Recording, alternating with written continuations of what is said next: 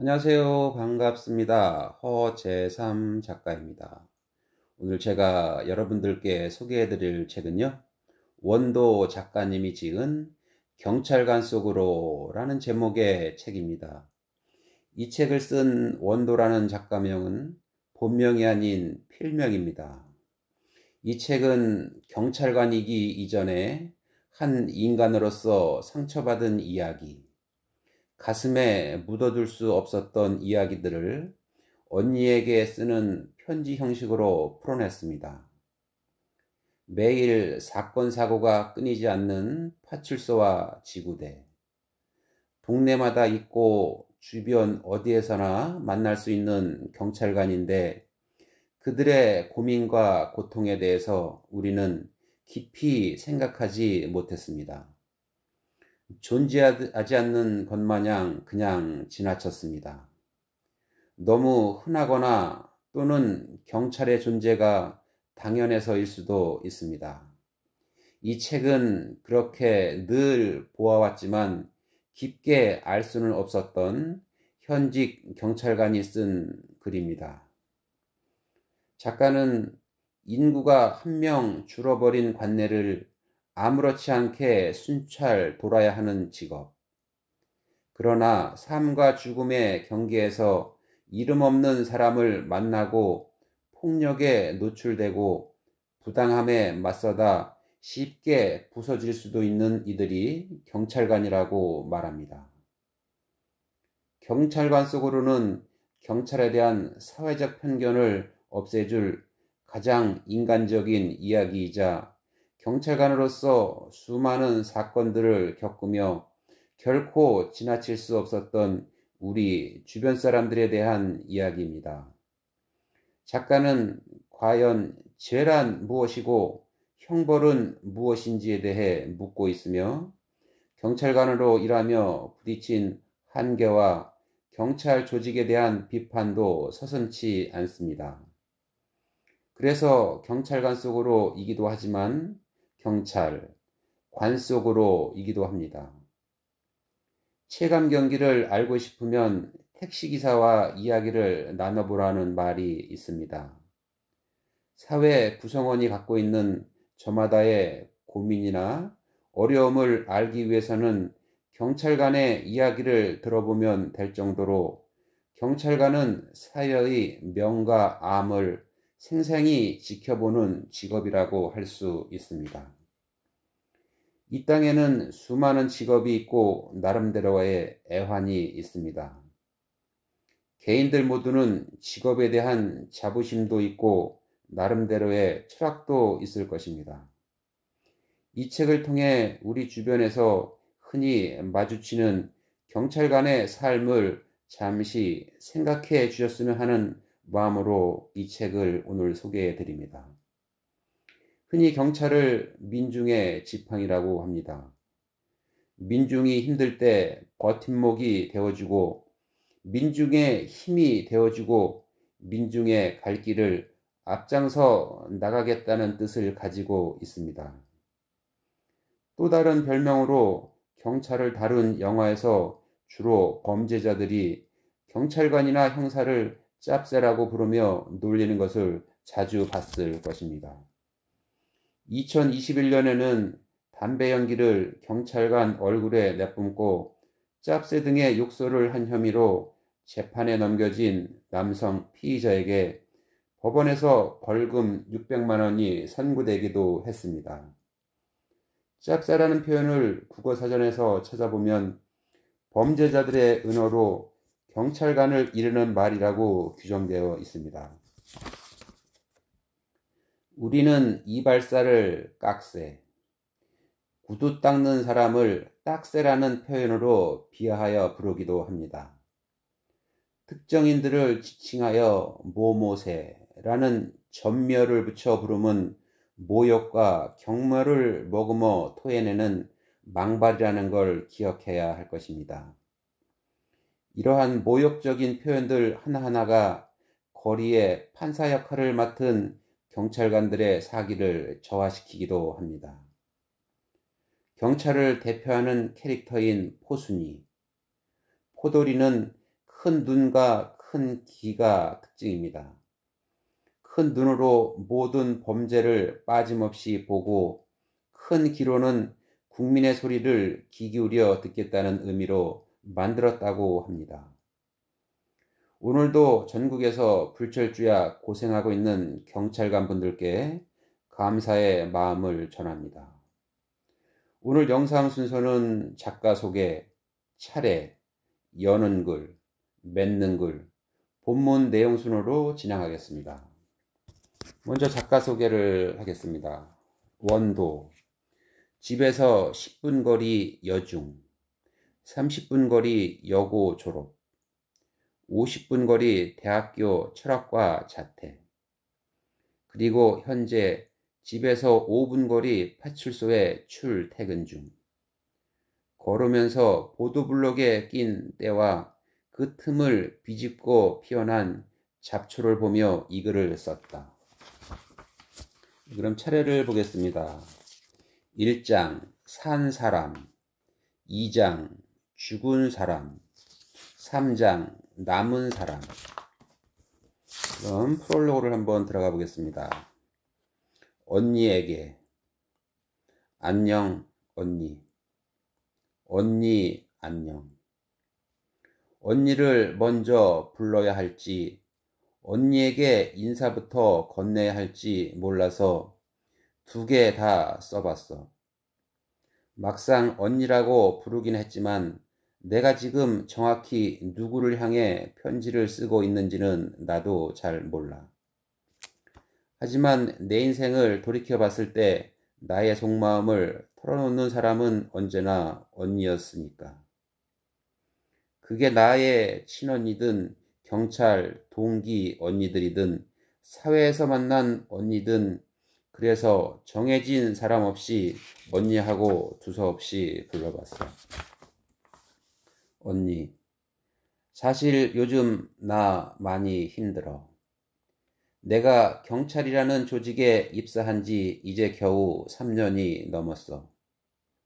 얼마 안 되는 횟수인데 그 사이 스스로 너무 많이 늙어버렸다는 생각을 해. 3년 동안 참 많은 사람을 봤어. 말 그대로 사람 말이야. 살아있는 사람.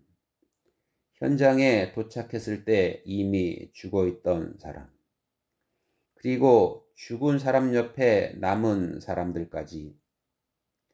한 사람 속에도 수많은 이야기가 있지만 세상은 그 이야기에 도무지 관심이 없더라.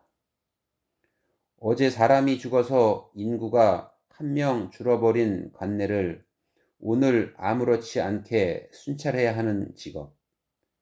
바삐 돌아가는 세상에서 자기 자리를 잡지 못하고 떨어져 나온 탓에 그 누구도 관심 가져주지 않는 사람의 이야기를 들어주는 직업. 그게 경찰관이더라. 다른 게 아니더라고. 경찰 일을 오래 하면 현장에 갔을 때 떨어진 피의 양만 봐도 그 사람이 죽었는지 살았는지 알 수 있대. 정말 맞는 말 같아. 굳이 피를 흘리지 않아도 그 사람의 눈동자만 쳐다봐도 얼마나 삶이 망가졌는지 어느 정도 가늠이 가는 걸 보면 언니는 삶이 송두리째 망가진 사람을 본 적이 있어? 언니, 나는 생명윤리라는 건 이제 잘 모르겠어. 살아도 산 것 같지 않은 사람들을 보면 이렇게 살 바에는 죽는 게 낫지 않을까. 속으로 이런 생각을 하고 있다니까. 매일 소주를 마시면서 행패만 부리는 주치자를 보고 속으로 이 사람은 얼른 사라지는 게 나라를 위한 일이겠다는 생각을 해. 아무런 죄책감도 없이 욕을 하고 침을 뱉으며 노상방뇨를 하는 아저씨를 보면 뒤통수를 때려주고 싶은 충동에 휩싸이고 건실하고 건강한 사람만이 존엄한 생명은 아닌데 그렇지 않은 사람을 보며 저런 삶은 가치 있는 삶일까 하는 생각이 나를 잡아먹고 있어. 언니는 이런 내 마음을 이해할 수 있어? 점점 회의적이고 냉소적으로만 변해가는 내 모습을 지켜보는 게 견디기 힘들다고 어느 선배에게 토로했더니 선배는 그런 이유로 괴로워하는 너는 아직 초심이 남아있는 거라고 하더라. 그 말을 듣고 언니에게 이 편지를 쓰게 되었어. 내가 초심을 잃어가는 기록. 내가 그동안 쌓아올린 나만의 정의감이 손바닥 속 모래알처럼 점점 흩어지는 것에 대한 관찰기. 다른 사람도 아닌 언니에게만 털어놓을 수 있는 양심의 자책. 산다는 것과 죽는다는 것은 무엇인지, 옳고 그름은 또 무엇인지, 범죄란 진정 무엇을 뜻하는 말인지, 그리고 돈으로 굴러가는 세상에선 전혀 주목받지 못하는 어느 사람의 일생. 이 모든 것에 한가운데 서 있을 수밖에 없는 경찰관의 일기. 그것에 대한 이야기야. 내가 이 편지를 언니에게 붙일 수 있을진 모르겠지만 혹시나 언니에게 이 글이 닿는다면 나에게 전화 한 통 해줘. 기다릴게. 그럼 맺는 글을 먼저 읽어보겠습니다. 목소리는 이어져야 하고 휴대폰으로 동영상을 찍으려는데 저장 공간이 부족하여 동영상을 찍을 수 없다는 알림이 떴다. 그때 알았다. 품고 있는 과거가 너무 많으면 현재를 기록할 힘이 없다는 걸. 때때로 과거를 정리해 주어야 앞으로 채워나갈 현재도 더 많아진다는 걸. 그 생각으로 이 책은 시작되었다. 나의 과거를 책이라는 것에 맡겨놓고 앞으로의 발걸음을 조금 더 힘차게 내딛기 위해서. 이 책을 읽은 사람 중 누군가는 이렇게 말했다. 책이 너무 우울하다고. 여기에 반박할 생각은 없다. 실로 우울하고 우울하며 끝나지 않는 내전처럼 나아질 거란 희망조차 느껴지지 않는 글이 대부분. 어쩌면 전부일 수도 있겠다. 그러나 내가 경찰관으로 일하면서 출동한 현장에서 목격한 거의 모든 장면이 그와 같은 느낌이었고 그것이야말로 진정한 현실이었다. 때론 너무 비참하여 고개를 돌려버려도 눈은 돌릴지언정 코끝을 때리는 피냄새까지는 막을 수 없었던 광경이었다. 경찰관이 해줄 수 없는 문제가 대부분이었고 국가의 도움을 받지 못한 사람들의 절규가 지천에 널브러졌다. 나는 내가 본 현실을 과장하지도 그렇다고 행복으로 포장하고 싶지도 않았다. 너무 우울하게 느껴진다고. 그 때문에 불편하게 느껴진다고 해서 시선을 거두어서는 안 된다. 모든 현장에 놓인 피해자와 가해자, 그리고 경찰관까지 타인의 시선이 닿지 않는 순간 끝나기 때문에 어떻게든 목소리는 이어져야 하고 연대는 계속되어야 한다. 그것이 나로 하여금 끝까지 펜을 놓지 않게 만들었다. 그럼 본문을 한번 들어가 보겠습니다. 그들이라는 파편. 남자 주치자가 길에서 알몸으로 자고 있다는 신고가 들어왔어. 그때가 아마 새벽 2시쯤이었을 거야. 현장에 출동했던 선배의 이야기를 들어보니 남자는 정말 알몸이었고 누가 들고 갔는지 원래 없었는지는 모르지만 주위에 그 사람 짐도 하나 없었대. 출동 경찰관들은 술에 취해 인사불성인 그 사람을 어르고 달래 겨우 인적사항을 파악하고 집 주소가 우리 간내라서 집까지 모셔다 주었지. 집에서 연락이 되지 않는 남편만 기다리던 부인은 경찰관에게 연신 감사하다며 고개를 숙였대. 못 볼 꼴 다 봤지만 그래도 나름 뿌듯한 마음으로 파출소에 돌아왔던 선배들. 하지만 문제는 몇 시간 후에 터졌어. 보통 지구대와 파출소별로 시간이 다르지만 통상적으로 8시 전후에 야간 근무팀과 주간 근무팀이 교대를 해. 서울의 경우 출퇴근 시간대에 혼잡을 피하기 위해 더 일찍 교대를 하는 곳이 있다고는 하더라고. 어쨌든 우리 팀이 야간 근무를 마치고 막 교대를 하려던 찰나 오전 8시쯤 신고가 다시 들어온 거야. 언니, 무슨 내용인 줄 알아? 정말 사람이 어떻게 그럴 수 있을까? 내용인즉슨 경찰관이 자신의 금을 전부 다 가져갔으니 당장 내놓으라는 거였어.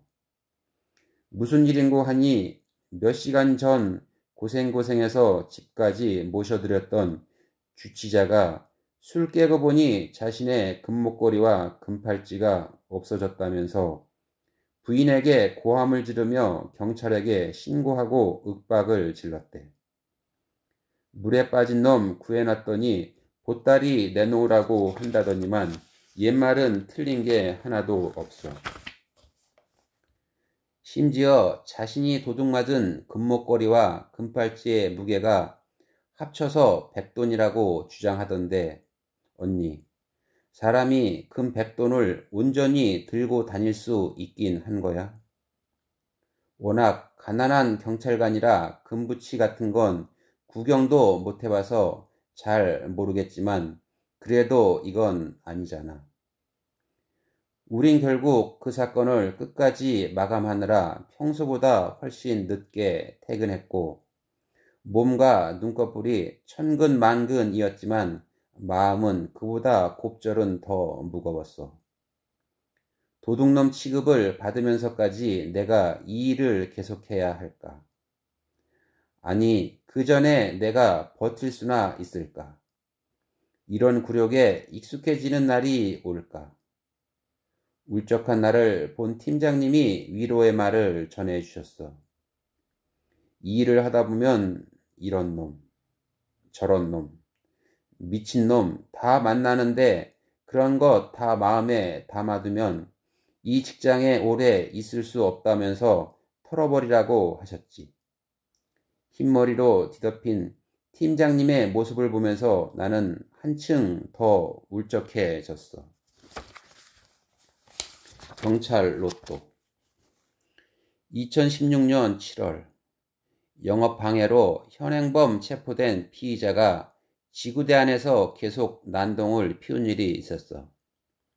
이 피의자는 경찰관을 향해 욕을 하면서 크게 소리를 지르다 급기야 경찰관을 폭행하려 달려들었지. 당시 근무 중인 A순경은 피의자가 달려들자 피하려다가 밀치고 말았어. 술에 취한 상태에서 중심도 제대로 잡지 못하던 피의자는 바닥에 넘어졌는데 얼마 후 A순경을 독직, 폭행, 상해로 고소해 버렸지. 언니, 세상에는 그런 일도 있더라. 피의자는 피해자가 되어서 A순경에게 엄청난 합의금을 요구했어. 공무원이 선고유예보다 높은 형을 받는다면 공직을 잃을 수 있는 걸 약점으로 잡은 거지. A순경은 결국 형사소송 합의금 5천만 원에 병원비 300만 원까지 물어준 후에야 선고유예를 받고 풀려날 수 있었지만 그게 끝이 아니었어.